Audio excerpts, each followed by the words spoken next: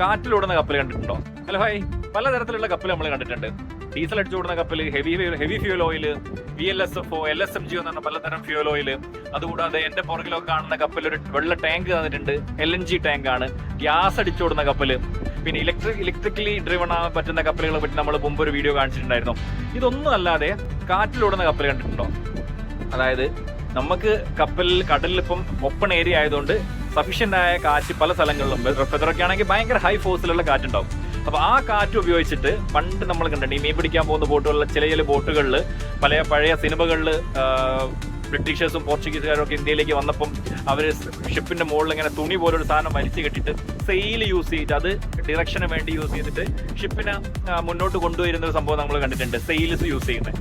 അതുപോലെ തന്നെ ഇപ്പോഴും കാറ്റ് യൂസ് ചെയ്തിട്ട് ടർബൈൻ പോലത്തെ ഒരു സാധനം വെച്ചിട്ട് കാറ്റ് യൂസ് ചെയ്തിട്ട് ഷിപ്പിന് മുമ്പോട്ടുണ്ടോ എന്ന് കണ്ടിട്ടുണ്ടോ? നോക്കിയാലോ.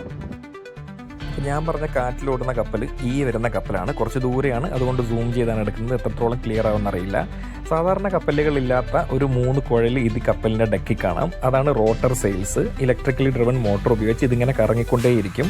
അപ്പം 90 ഡിഗ്രീസിലൊക്കെ വരുന്ന വിൻഡ് ഈ റോട്ടർ സെയിലിൽ തട്ടിയിട്ട് ഷിപ്പിൻ്റെ ഡയറക്ഷനിലേക്ക് ഒരു ത്രസ്റ്റ് ക്രിയേറ്റ് ചെയ്യും. അപ്പം കപ്പൽ ഓടിക്കൊണ്ടിരിക്കുന്ന എഞ്ചിന് ഒരു തള്ളു കൊടുക്കുന്ന പോലെ കിട്ടുന്നത് കൊണ്ട് എഞ്ചിൻ്റെ ത്രസ്റ്റ് കുറച്ച് മതി. അപ്പം ഫ്യൂൽ ഓയിൽ കൺസംഷൻ എല്ലാം കുറയും.